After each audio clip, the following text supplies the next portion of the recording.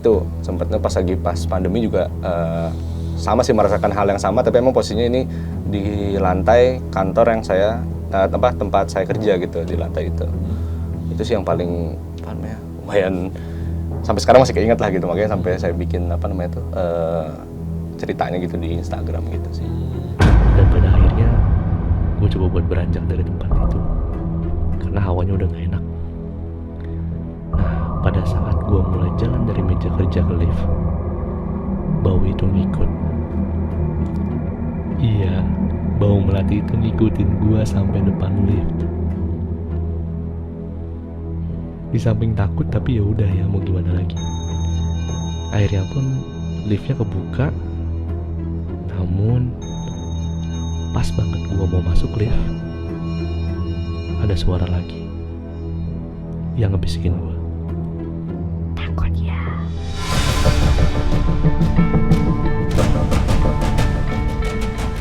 Assalamualaikum warahmatullahi wabarakatuh. Salam rahayu bagi kita semuanya. Kembali lagi dalam sesi obrolan santai. Dan ini mungkin nanti sedikit santai gitu. Karena kita akan membahas tentang perkantoran. Ini masih ada di daerah khusus ibu kota Jakarta. Dan tentunya saya tidak sendiri, karena kalau ngobrol sendiri tentunya tidak ngobrol tapi batin. Saya kedatangan teman istimewa ini, walaupun belum kenal lama tapi sudah akrab, yaitu Mas Ian. Ian, betul. Ya. Mas Ian ini kalau boleh tahu bekerjanya, mengabdinya di mana? Ada, saya jadi bekerja di suatu instansi pemerintahan yang ada di Senayan. Untuk kantornya mungkin saya nggak bisa sebutin ya. Iya. Ya ada di Senayan lah pokoknya, kantor instansi pemerintahannya. Plat merah. Plat merah. Plat betul merah. Sekali. Iya.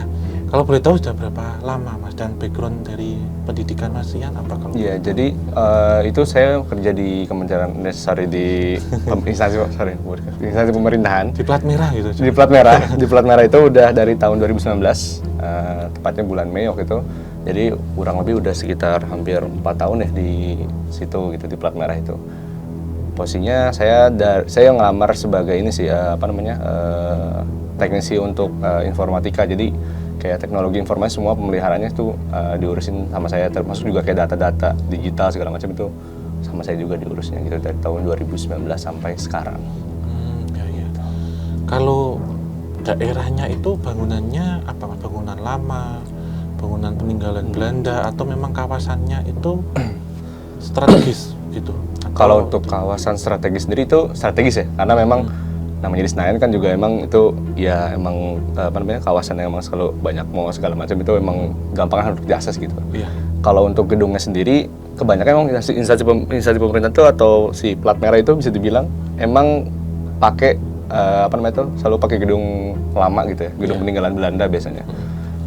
Itu nggak tahu kenapa, tapi memang itu udah dijadikan cagar budaya. Jadi paling kalau misalnya emang namanya cagar budaya kan nggak bisa selalu renovasi yang paling gede-gedean banget, paling ya diperbagus aja gitu.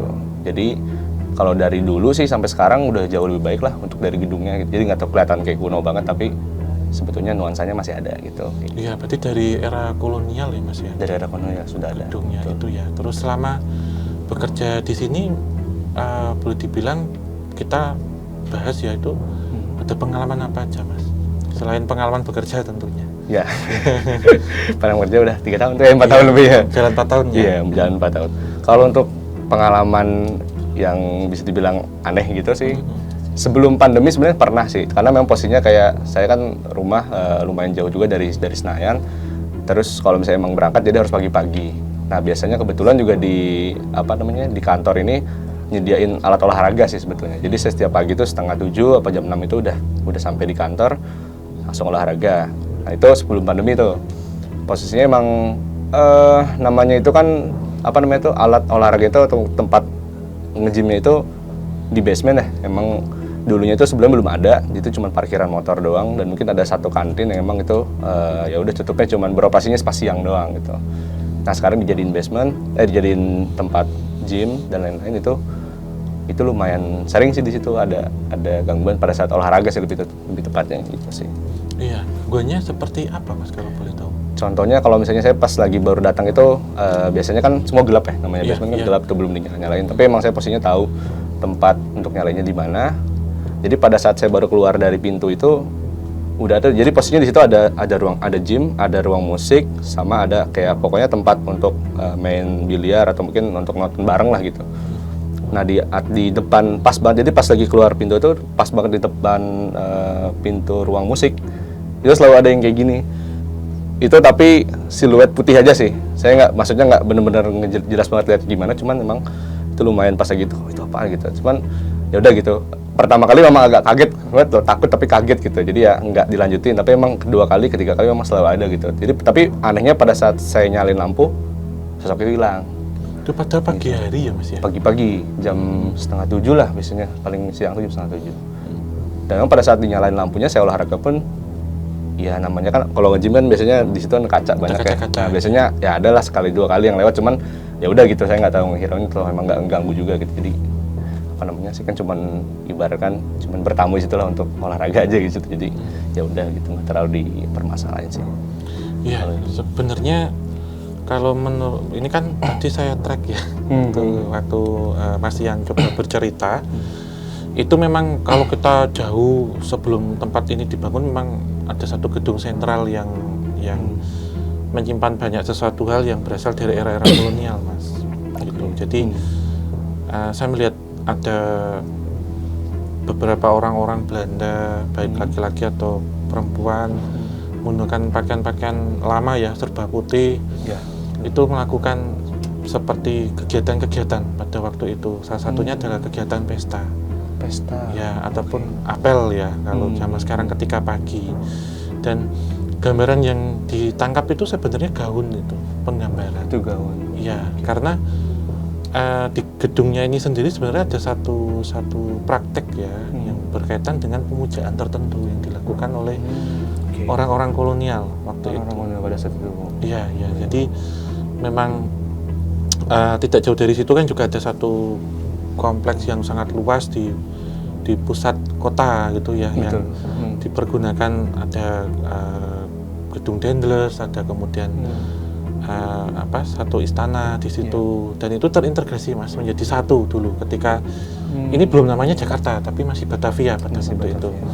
Dan di setiap malam-malam tertentu ataupun di event-event tertentu ada pesta-pesta itu gitu. Ya ini bukan pesta biasa Mas sebenarnya. Pesta apa itu? Seperti yang dilakukan pemujaan tertentu yang dilakukan oleh orang Belanda pada waktu itu, sehingga residualnya ini tertinggal, apalagi di satu ruang yang penuh dengan elemen kaca.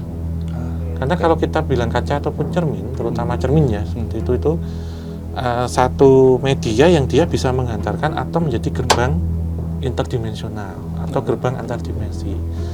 Nah ini ada yang kemudian menarik ke era itu Mas, digambarkan zaman dulu. Jadi ada sosok-sosok seperti noni Belanda, kemudian ada beberapa entitas-entitas yang berasal dari pohon-pohon besar yang ada di sekitar situ. Pohon besar, ya, masih banyak sih memang pohon besar di sana. Iya betul.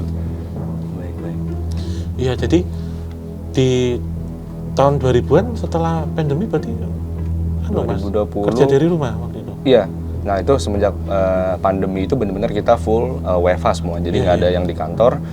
Sebenarnya sekitar setahun ya, maksudnya 1 tahun benar-benar kosong banget. Tapi setelah setahun itu ada yang masuk, tapi ya berganti-gantian, biasanya cuma 1 atau 2 orang ya, gitu, betul. Yeah. Itu sempatnya pas pandemi juga sama sih, merasakan hal yang sama, tapi emang posisinya ini di lantai kantor yang saya tempat saya kerja gitu, di lantai itu.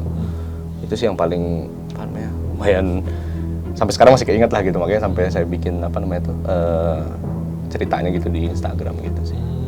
Itu pas banget teman saya sebetulnya pas lagi online itu, rapat online itu, teman saya tuh nyadar kok saya ngeliat ke kanan terus gitu, maksudnya ke arah luar kelas terus. Ini soalnya memang posisinya situ kayak ada suara orang lagi nyapu, tapi